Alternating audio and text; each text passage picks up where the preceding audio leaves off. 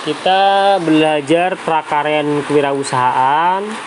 Adapun kegiatan pertama yaitu pengertian pasar lokal dan potensinya. Oke.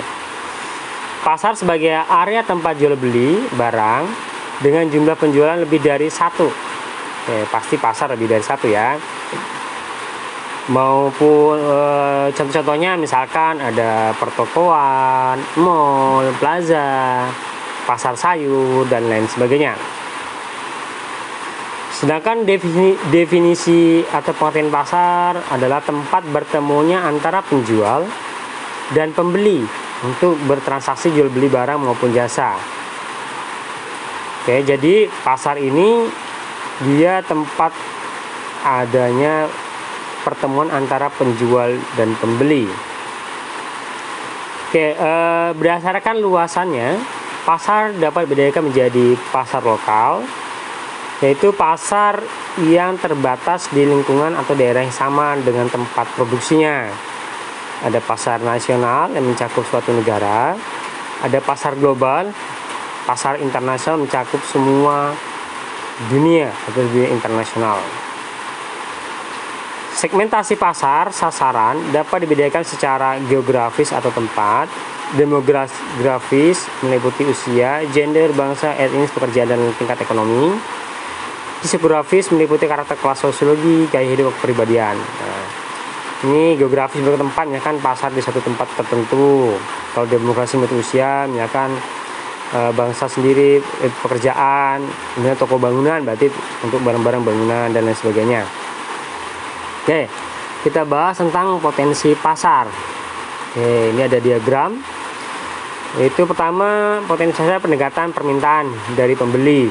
Kemudian pendekatan dengan mencari tahu pasar sasaran. Kemudian pendekatan penawaran dari penjual. Kemudian dari pendekatan dengan mengandalkan kemampuan wirausaha untuk membuat produk inovatif.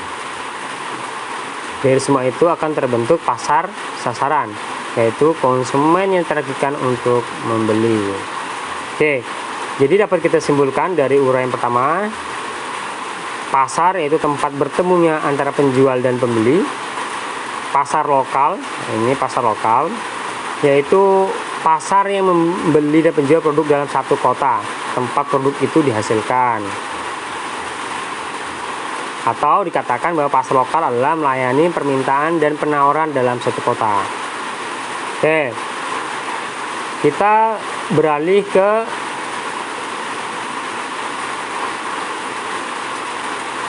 pembelajaran kedua, yaitu menggali ide dan peluang kerajinan berdasarkan kebutuhan dan kerajinan pasar lokal. Oke, ide dan peluang usaha.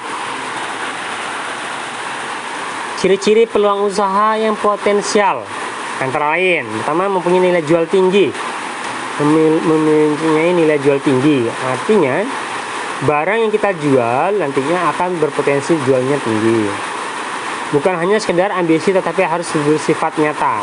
Misalkan pasar itu harus bersifat nyata, nggak hanya keinginan aja.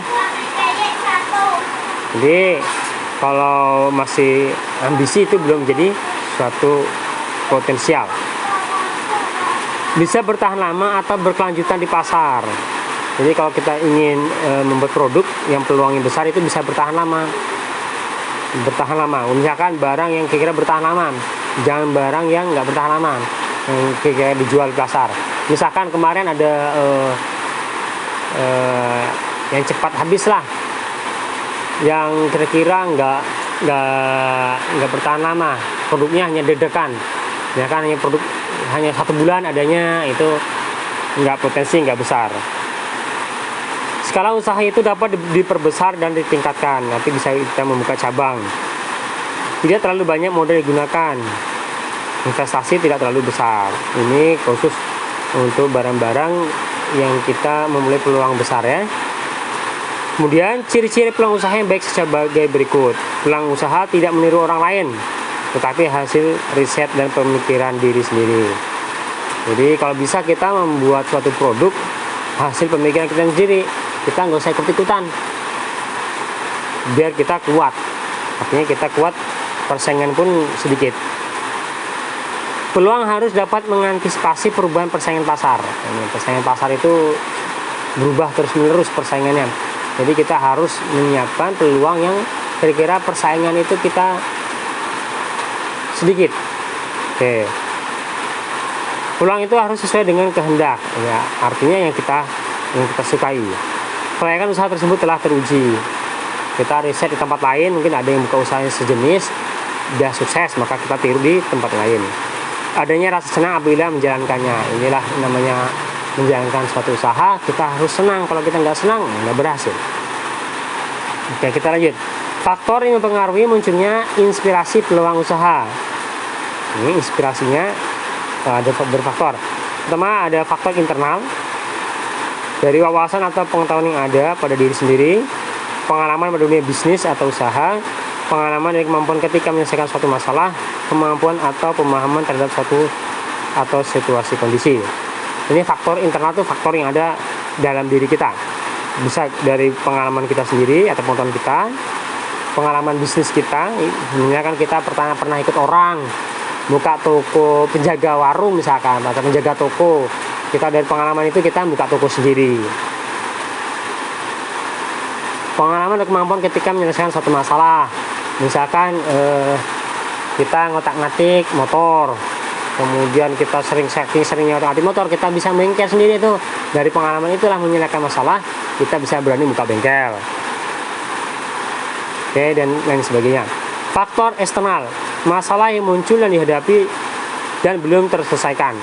Masalah yang muncul dan dihadapi, akan ada masalah, suatu masalah harus kita hadapi dan kita mendapatkan solusinya. Kesulitan dalam mencari solusi masalah. Kita kesulitan, misalkan di suatu kampung kita kesulitan air bersih. Lalu ada peluang usaha nih, kita mengadakan air bersih melalui misalkan penjualan pinguin dan sebagainya. Pemikiran yang baik untuk membuat sesuatu yang baru dari suatu kondisi. Pemikiran sesuatu yang baru dari suatu kondisi. Ya, ini peluang bisnis juga. Misalkan kita mau kondisi di kampung kita tuh mau mengirim uang itu susah. Maka peluang kita adalah bisnis transaksi keuangan. Keperluan yang belum tercapai atau terpenuhi untuk diri sendiri atau orang lain. Keperluan yang belum tercapai atau terpenuhi untuk diri sendiri ataupun orang lain. Misalkan keperluan kita akan gas. Nah, gas, kita menjual gas. Kok nampaknya sedikit peluangnya, maka kita bisa jualan gas. Oke, kita lanjut.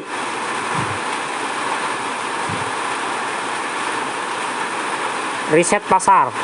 Oke. Adapun kita langkah riset pasar.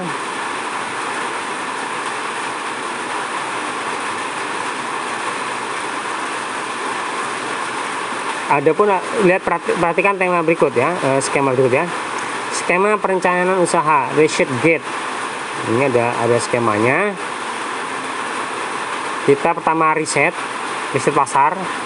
Dari riset pasar kita ada hasilnya. Saat riset pasar, kita harus merumuskan masalah, kemudian menentukan tujuan, mengumpulkan data, kemudian kita analisis datanya dan investasi hasil risetnya. Dapatlah hasil riset. Dari hasil riset tadi kita mengembangkan suatu produk. Mengembangkan produk apabila hasil rancangan sementara. Rancangan produknya ya. Habis itu kita produksi. Nah, produksi itu tadi ada bahan, ada peralatan dan cara. Dari proses produksi menghasilkan produk. Setelah produknya jadi, kita distribusikan dan kita pasarkan di pasar. Setelah itu baru kita evaluasi hasilnya bagaimana. Udah dievaluasi baru kita riset kembali. Oke.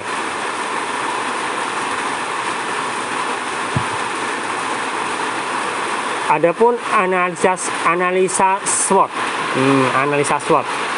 Analisa SWOT dapat menentukan strategi pengembangan usaha dalam jangka panjang sehingga arah tujuan dapat dicapai dengan jelas dan dapat dilakukan pengambilan keputusan secara tepat. Jadi dalam analisa SWOT itu ada 4. Pertama ada kekuatan atau strength.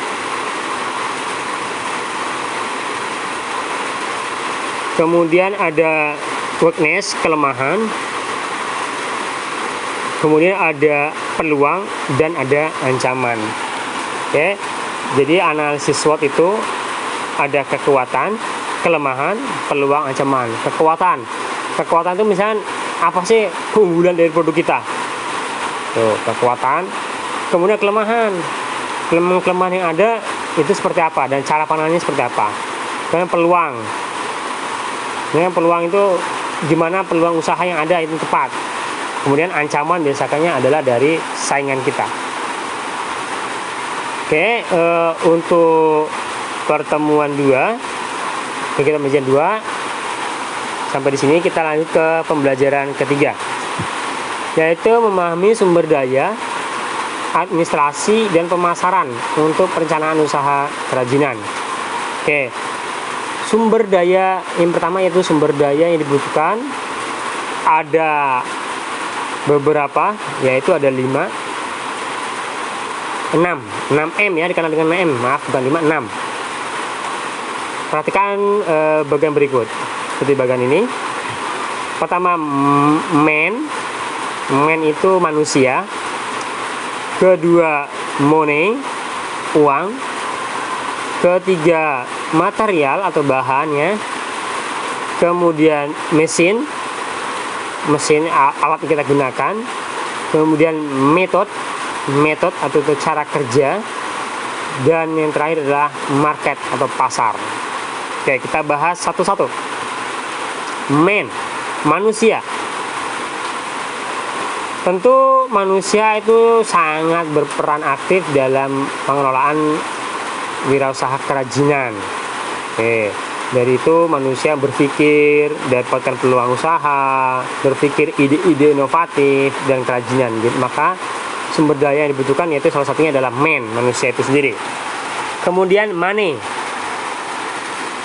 dalam hal di sini yaitu dana atau uang yang menjadi modal usaha.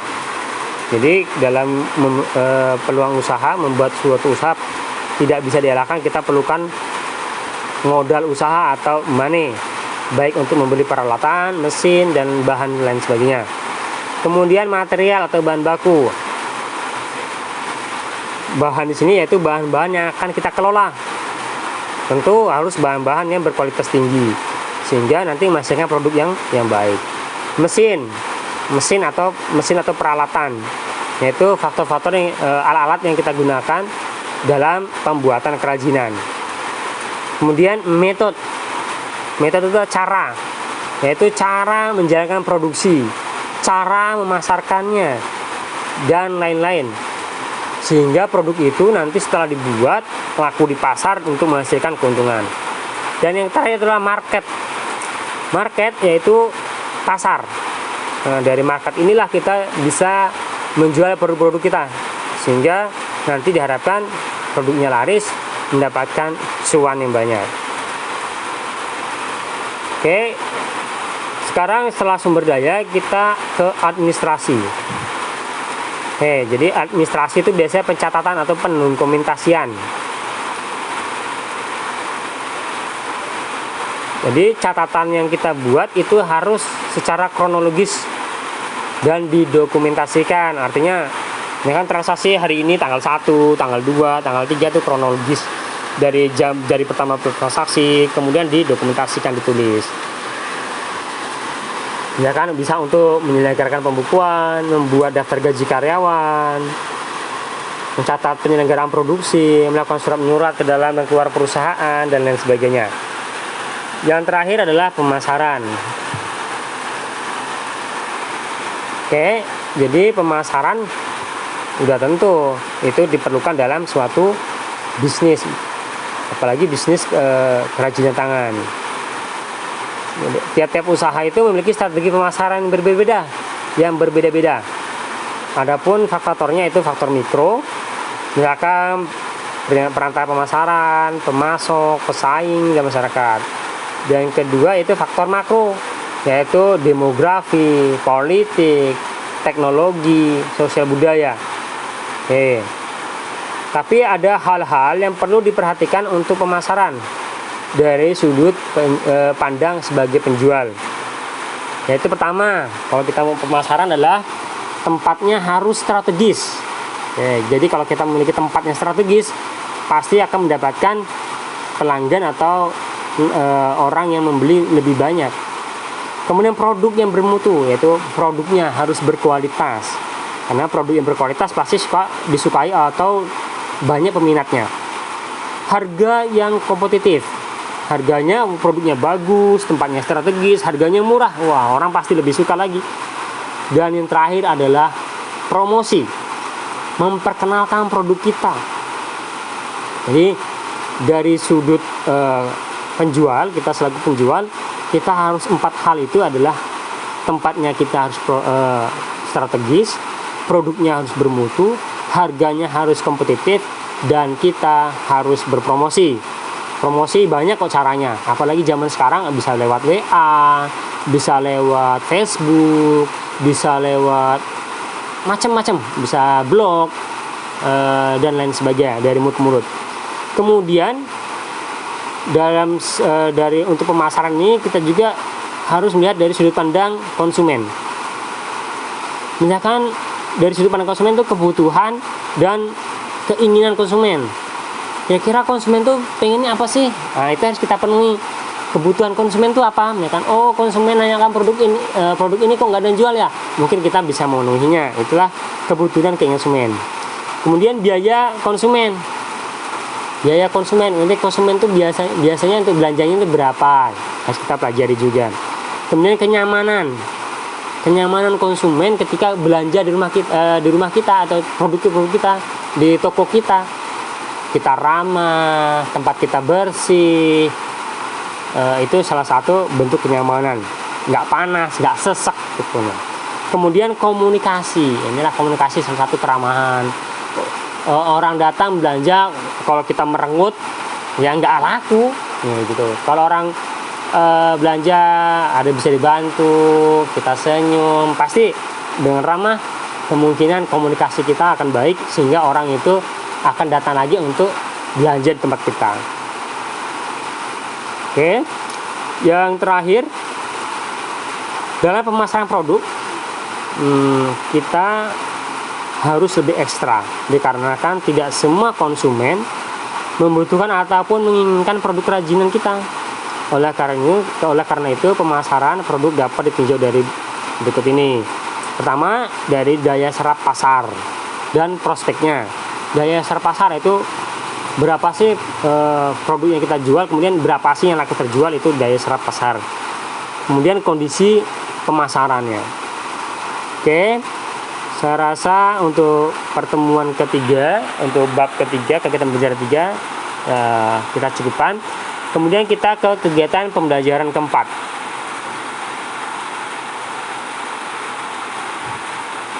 yaitu memahami sumber daya, administrasi, dan pemasaran untuk perencanaan usaha kerajinan. Oke, pertama tadi memahami sumber daya, administrasi, dan pemasaran untuk perencanaan usaha. Oke, untuk perencanaan usaha. Syarat perencanaan yang baik, pertama harus dilandasi partisipasi.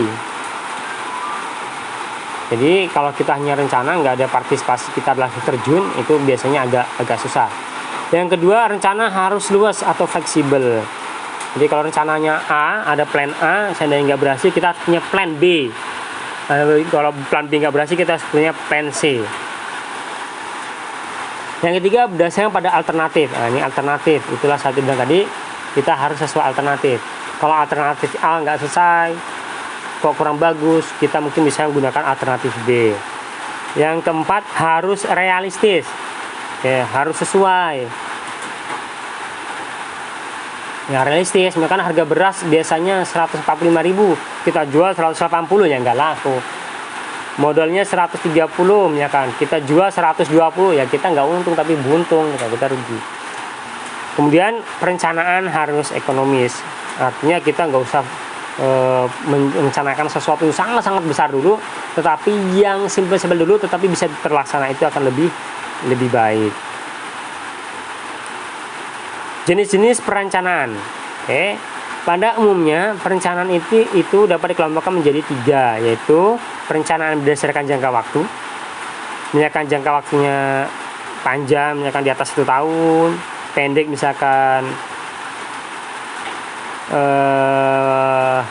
pendek misalkan 3 bulan, dan lain sebagainya. Dan ada jangka sangat panjang. Kemudian kedua, perencanaan berdasarkan ruang lingkup, misalkan perencanaan terintegrasi, yaitu perencanaan yang di dalamnya menjelaskan secara menyeluruh detail dan sifat terpadu. Perencanaan taktis, perencanaan strategis. Oke, yang ketiga, perencanaan berdasarkan tingkatan harian, kemudian tingkatan operasionalnya, kemudian perencanaan induk. Fungsi perencanaan. Perencanaan itu memiliki 5 fungsi. Yang pertama, suatu perencanaan yang baik akan bisa mendorong tercapainya tujuan dari organisasi atau tujuan dari suatu usaha. Yang kedua, untuk menghadapi dan meminimalisir dampak yang timbul dari ketidakpastian di masa yang akan datang. Jadi untuk meminimalisir dampak. Yang ketiga, untuk mengarahkan dalam pelaksanaan berbagai kegiatan supaya tertib dan teratur. Artinya kalau sudah terencana pasti akan tertib dan teratur. Yang keempat, untuk menentukan dan memilih prioritas dari beberapa macam alternatif atau pilihan yang ada. Yang kelima, sebagai alat yang digunakan untuk melakukan pengawasan. Artinya kalau ada rencananya, kita bisa mudah mengawasi. Kalau nggak sesuai, mengapa tidak sesuai. Oke. Tahap-tahap penyusunan perencanaan. Pertama, merumuskan dan menetapkan tujuan atau permasalahan yang akan dipecahkan. Oke, yang kedua, melakukan analisis kesempatan. Yang ketiga, melakukan analisis sumber daya yang ada. Yang keempat, identifikasi dan pengembangan alternatif. Jadi harus diidentifikasi dan dikembangkan alternatif solusinya. Kelima, implementasi strategi. Jadi terapkan dulu. Dan keenam adalah pelaksanaan keputusan. Oke, saya rasa cukup cukup sekian dulu pertemuan hari ini. Untuk kali ini kita lanjutkan di pertemuan selanjutnya yang kita bahas di pertemuan selanjutnya. Terima kasih sudah menonton dan silahkan bertanya jika ada yang ditanyakan atau berkomentar atau diskusi. Jangan lupa subscribe dan terima kasih sudah subscribe-nya. Sampai jumpa di pertemuan selanjutnya.